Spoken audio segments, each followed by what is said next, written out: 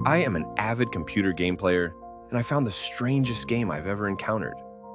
It is called Forgotten Gods, and it is a role-playing game that you can play online or offline. I got addicted to this game in the early days of the release, and I quickly formed a guild and spent most of my free time online playing. I had notebooks full of strategies, character builds, and item creations scattered about my room and office. I would even dream of the game in my sleep. This is where the oddities began. One night, I had fallen asleep at my keyboard, as was my normal, and I had a dream that I had found some rare weapon. When I awoke, there was that very item in my character's inventory. These random items I would dream up kept appearing over the months that I played, and I was soon the best character on the server.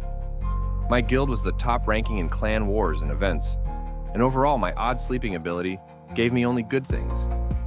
That luck would run out, though, when I had a nightmare that forced me awake in a cold sweat. In this nightmare, my character was slaying goblins in a forest. A giant shadowy creature appeared and killed me, then stood over my body until my timer reached 0 and I respawned. I did not spawn at the normal town like usual. I was instead revived directly where the creature stood. I was slain multiple times until I finally awoke. I immediately logged on to Forgotten Gods and checked everything. The log showed that I was killed 17 times by an unknown enemy. As I stared in shock at the logs, a message popped up in my inbox. I opened it and read the text in disbelief. I had to reread the message several times just to be sure I wasn't seeing things. It read, "You can't just walk into my world and do as you please. You're about to get what you deserve." There was no name on the sending section and no signature.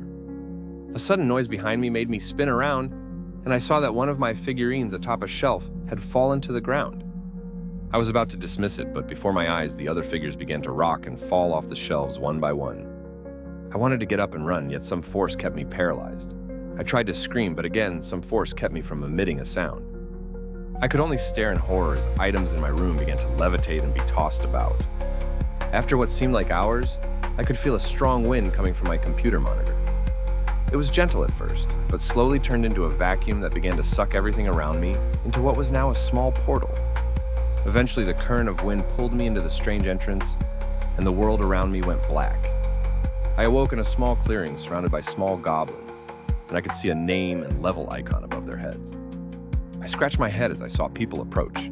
They also displayed names and levels. These adventurers began dispatching the goblins, and as a few ran past me, one told me to run.